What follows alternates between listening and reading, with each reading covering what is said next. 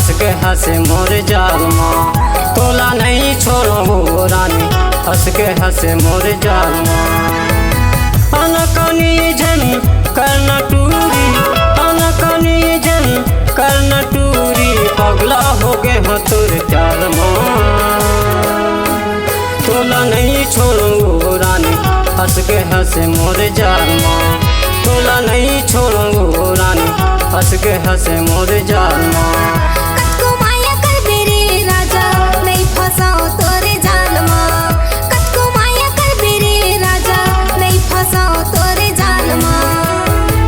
कतको तय हाँ करबे सारा, कतको तय हाँ करबे सारा, नहीं आवा तोरे पार माँ।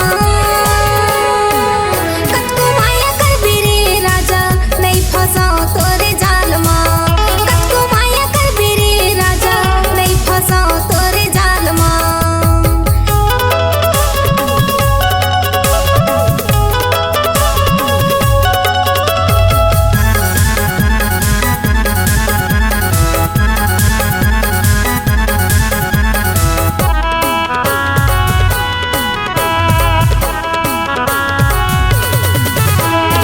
कौन बहानों से निकल टूरी, करत रहूं मैं इंतजार।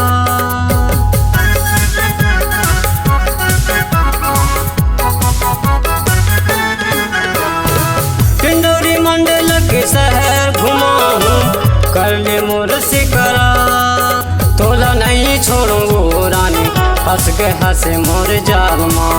तोला नहीं छोड़ो रानी, हंस के हंसे मोर जाल माँ।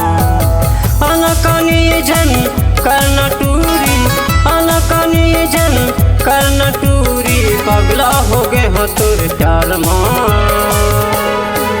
तोला नहीं छोड़ो रानी, हंस के हंसे मोर जाल माँ। तोला नहीं छोड़ो रानी, हंस के हंसे मोर जाल माँ।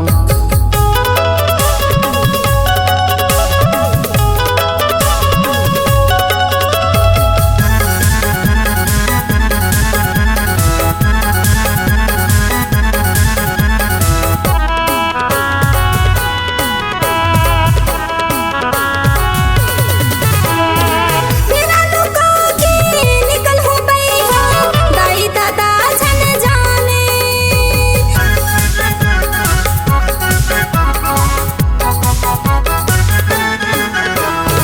सगुन में मनाली हो बगलो, भैया कबू न माने।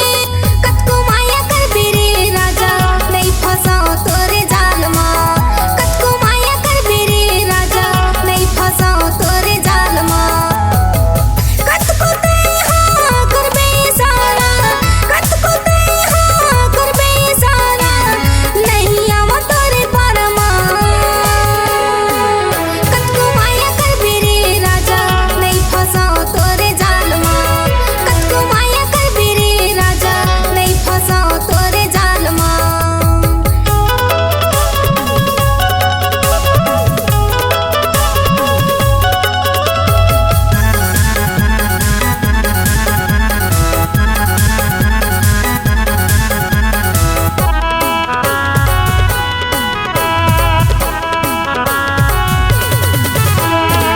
तोरे बिना नहीं जी सकूं रानी, मान ले मोर ते कहना।